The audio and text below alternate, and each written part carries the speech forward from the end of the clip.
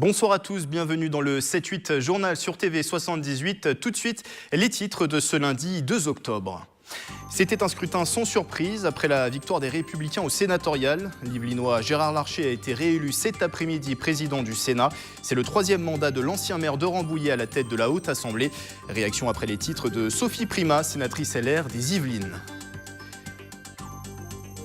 La ville de Guyancourt continue sa mue. De nouveaux aménagements viennent d'être inaugurés au quartier du Pont du Routoir. 150 logements, dont une nouvelle résidence sur l'emplacement d'une ancienne école. Reportage dans ce journal.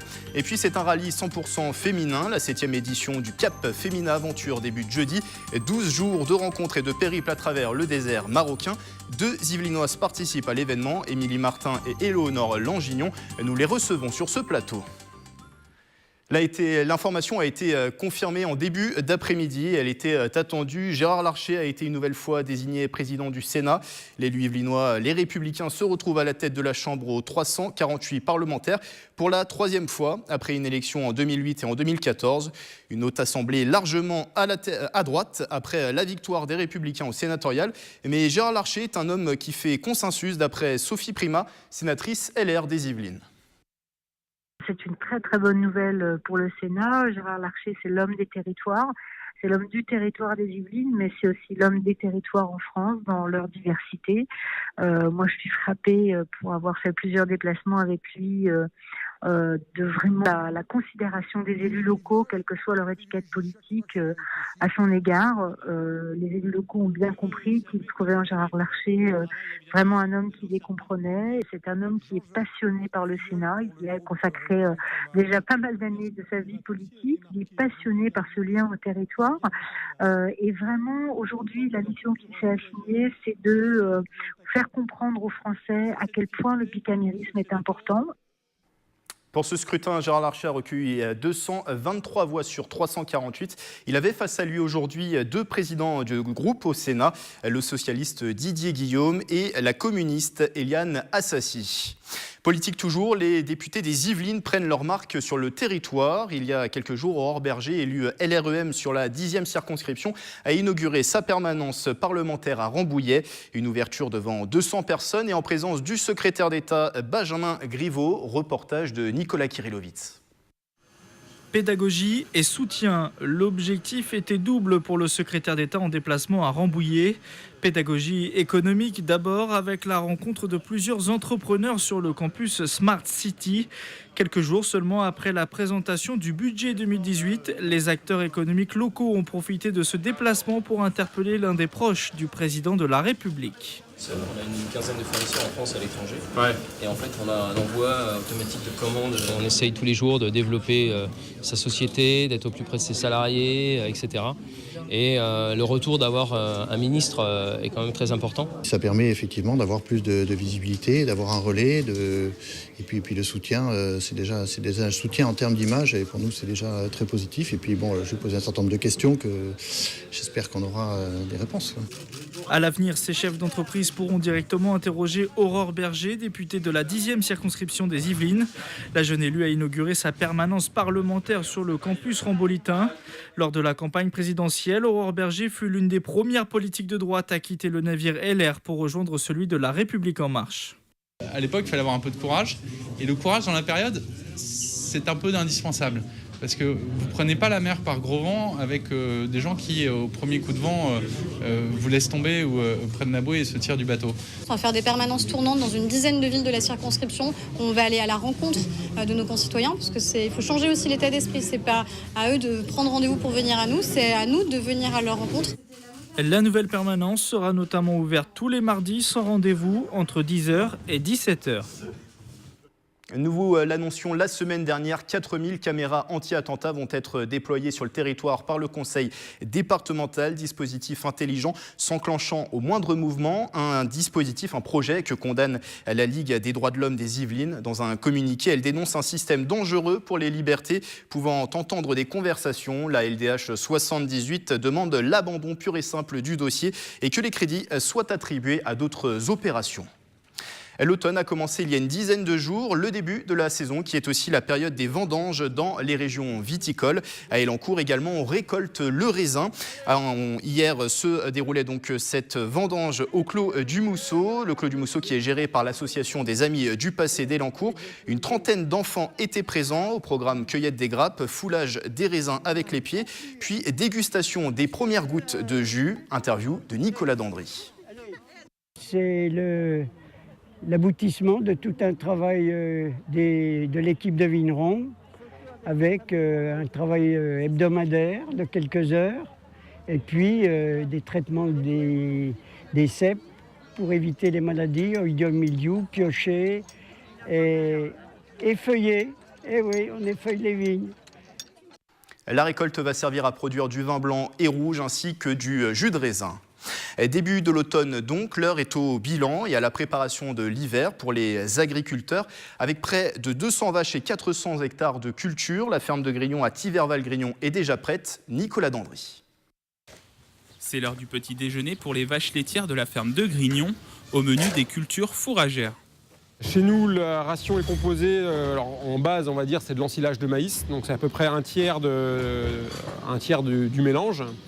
Qui est une plante riche en énergie mais assez pauvre en protéines. On met de la luzerne aussi, il y a beaucoup de luzerne chez nous, c'est un gros quart de la ration. Herbes, luzerne, maïs, les fourrages sont stockés toute l'année à l'extérieur. La préparation et le mélange des ingrédients sont minutieux. On a une tablette numérique sur le tracteur qui nous dit la quantité à mettre par aliment, par lot de vache. Et dès qu'on atteint la quantité, on arrête de bêter. Voilà. Donc là, il y a 340 kg. La mixture est ensuite distribuée aux bêtes. Elles en consomment près de 23 kg par jour, une quantité nécessaire pour la production du lait des vaches. Aucun changement dans le traitement des animaux de la ferme, même en hiver. Les vaches sont rarement froides en fait. Leur température idéale, c'est 5 degrés, température extérieure. Donc c'est pour ça que vous voyez que le bâtiment là est très ouvert, parce que finalement leur rumen fait beaucoup de chaleur et elle cherche à se débarrasser quelque part de cette chaleur. Du côté des céréales, la récolte 2017 est jugée précoce mais de qualité. Pour l'hiver, la ferme de Grignon a déjà planté du colza spécifique pour la saison. Le colza pour l'instant n'est pas très développé. Puis après il va continuer à se développer pour s'endurcir, faire plus de feuilles avant l'hiver. Il va entrer en dormance pour l'hiver et puis repartira au printemps. Et assez rapidement, ici, à partir de fin mars, début avril, on peut commencer à voir les premières fleurs de colza. Avec une bonne récolte du colza en 2017, malgré quelques doutes, la ferme de Grignon espère faire aussi bien en 2018. À Guyancourt, le pont du Routoir évolue. L'aménagement du quartier se poursuit. Clinique, maison intergénérationnelle, logement, les réalisations sont nombreuses. Une nouvelle résidence vient d'ailleurs d'être inaugurée sur l'emplacement d'une ancienne école. Les précisions de Mélanie Poquet. L'ancien groupe scolaire a laissé place à une nouvelle résidence. Le quartier du Pont du Routoir poursuit sa mue. Cette nouvelle résidence est composée de 49 logements. C'est une résidence qu'on a acquis en VFA, en vente en état futur d'achèvement auprès d'Eiffage, qui se compose en 3 plots. Nous avons acquis 2 plots pour du parc social et un plot qui est uniquement en accession à la propriété. Alors, l'un des programmes est mix avec du logement très social et intermédiaire, et l'autre plot est uniquement logement intermédiaire. Une nouvelle étape dans la rénovation du quartier lancée en 2006, une volonté de la commune de dynamiser ce quartier né en 1974. C'est l'idée de construire la ville sur la ville. On a construit donc 2 nouveaux logements, une nouvelle école, une clinique. Et tout ça, voilà, tout c'est un tout. Et là, donc c'était une des parts, l'avant-dernière tranche de cette opération, donc de 150 logements qui étaient construits sur l'ancien emplacement de l'école Lursa. Prochaine étape de cette rénovation, une résidence intergénérationnelle qui devrait voir le jour en 2018. Le sport et cette prestation de haute volée. Un record mondial a été établi samedi au Vélodrome national de Saint-Quentin en Yvelines. À 82 ans, Jeannette Augusto a parcouru plus de 28 km en 1 heure. Un exploit pour une cycliste de son âge. Le récit de cette performance avec Nicolas Dandry. Bravo, ça a été magnifique. C'est un magnifique exploit. Voilà. Elle ne pensait pas réaliser cette performance, mais elle l'a fait. À 82 ans, Jeannette Augusto a établi le record du monde féminin de l'heure des plus de 80 ans, avec une distance parcourue de 28 km 226. Très contente et puis pas fatiguée. Ça a été moins dur qu'un mercredi dernier. Voilà, super. Son entraîneur de l'équipe cycliste de Vélizy, Jean-Michel Richefort, a guidé Jeannette sur la piste. Des indications de temps et des encouragements pour donner le rythme et atteindre l'objectif. Oui, j'ai douté au début parce que Jeannette est partie très vite, donc bien au-delà du tableau de marche. Elle tournait en moins de 30 secondes au tour alors que nous avions fixé 32 secondes au tour. J'avais peur qu'après un quart d'heure, elle fléchisse et Jeannette, elle ne s'est jamais désunie. Elle a toujours roulé régulièrement. Et puis, elle n'a jamais fléchi, surtout. Pour la soutenir dans son épreuve, les supporters sont venus de loin, notamment de Roye, le village où réside Jeannette, en Franche-Comté. Encourager notre star Royoulotte, qui est extraordinaire. Hein. Franchement, super génial. Elle m'a épaté, elle m'a étonné. Là, vraiment, ouais, c'est bien. Puis pour le public, les accompagnateurs et tout, c'est formidable. Je ne m'attendais pas à ça, c'est une surprise. Hein. Pour Jeannette, les records, c'est terminé. Elle va pouvoir retourner à Roye, en reine du cyclisme, et continuer le vélo avec passion. C'est un rallye sportif mais aussi solidaire et particularité, il est 100% féminin. La 7e édition du Cap Féminin Aventure débute jeudi. 12 jours de rencontres et de périples à travers le désert marocain jusqu'au 14 octobre.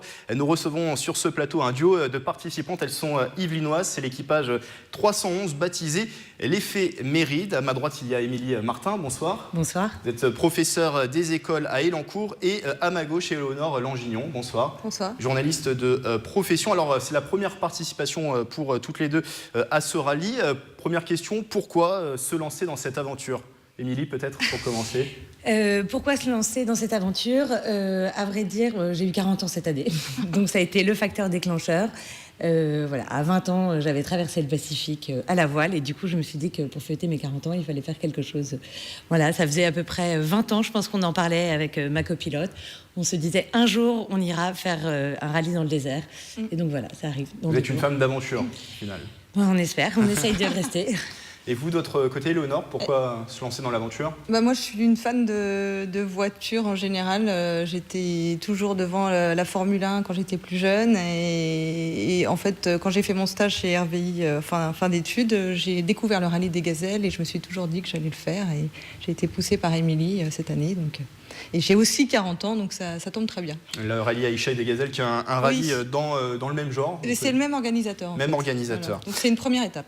Très bien. Alors, la particularité de ce rallye, c'est qu'il y a donc un côté sportif, 1200 km de piste à parcourir à l'aide d'un roadbook, d'une boussole et de votre 4x4, mais il y a aussi cet aspect solidaire, des actions qui sont menées en France et qui vont être menées également au Maroc. C'est aussi ça, peut-être, qui vous a plu, le côté sportif et solidaire, ça mêlait deux thématiques.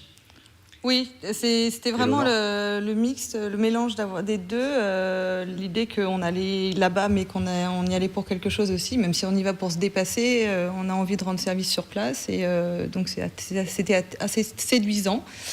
Et donc, nous, on a une action en France. On devait collecter du matériel de puériculture pour l'association des Restos Bébés du Cœur. Voilà.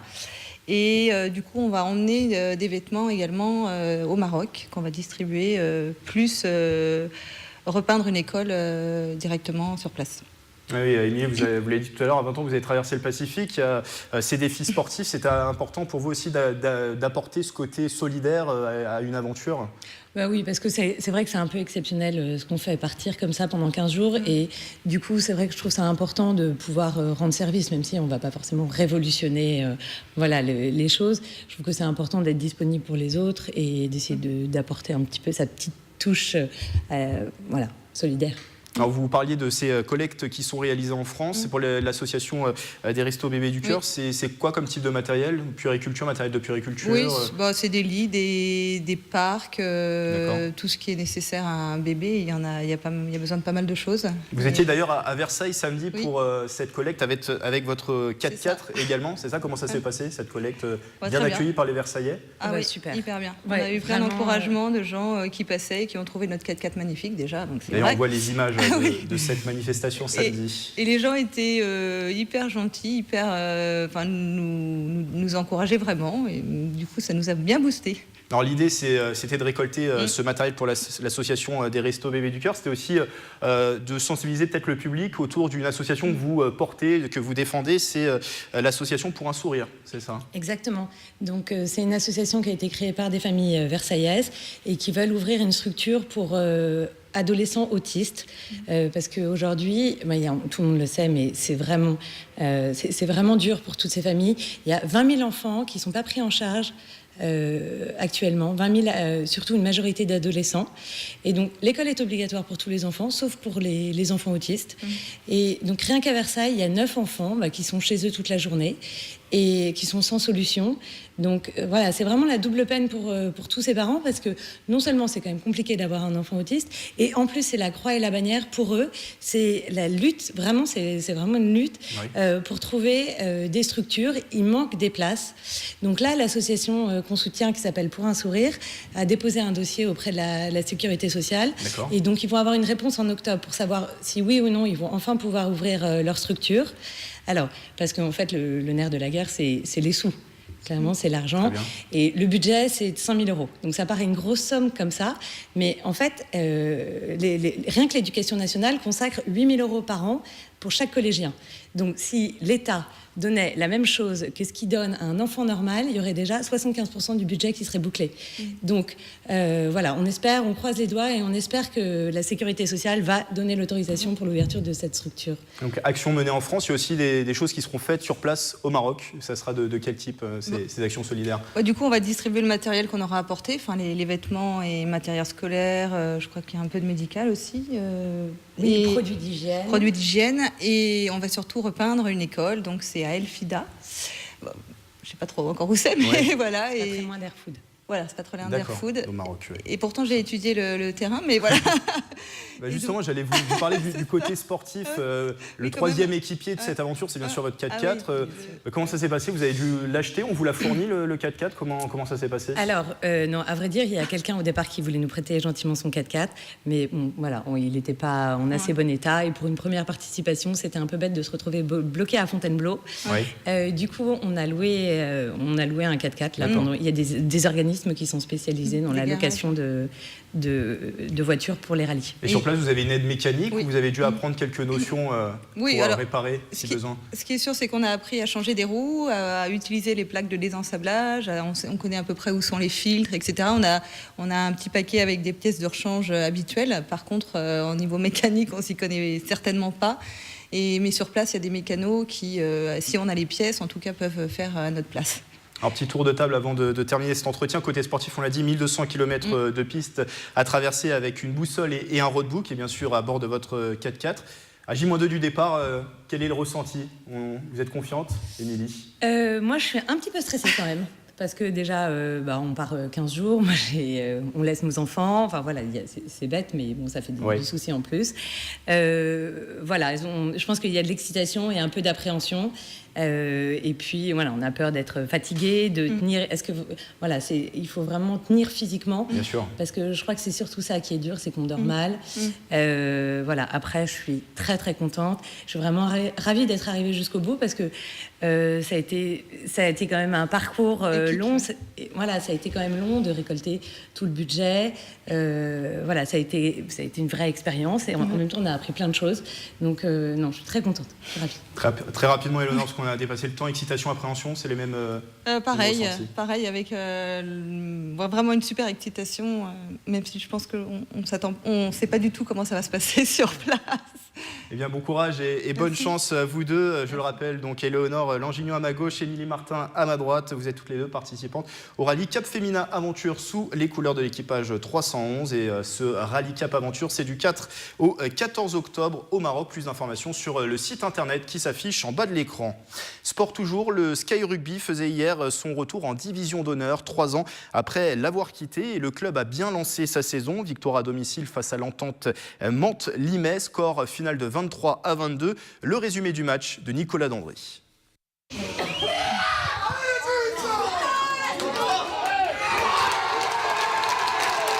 C'est la pénalité de la gagne pour le Sky Rugby. Un succès sur le fil 23-22 face à l'Entente Mantes-Limay. Une victoire importante pour les Saint-Quentinois promus en division honneur cette saison. Ça fait du bien de revenir avec une victoire et c'est vrai que moi à l'époque j'étais pas au Sky, le capitaine y était et son mot de fin de match c'était de dire que ils avaient fait 2 saisons sans aucune victoire en honneur et de recommencer en division honneur par une victoire, ça fait du bien à tout le monde au moral. Pourtant, rien n'a été simple dans cette partie. Des conditions climatiques compliquées, pas de grandes envolées. Un ballon glissant, les fautes de main se multiplient. Avec l'indiscipline des deux équipes, la première période s'est résumée à un duel de buteurs. À la mi-temps, Mantes-Limay mène 12-6. On a commencé le vent dans le nez pour un peu plus de fraîcheur en première minute. En première mi-temps, on voulait tenir le ballon et essayer de relancer à la main. Et on s'est dit en deuxième mi-temps, on aura le vent dans le dos, on pourra sortir de chez nous un peu plus au pied. Au retour des vestiaires, les Mantais sont réduits à 14. Ils encaissent directement un premier essai. Et suite à une touche à l'entrée des 22 mètres, le bus de Sky renverse les joueurs mantais pour doubler la mise.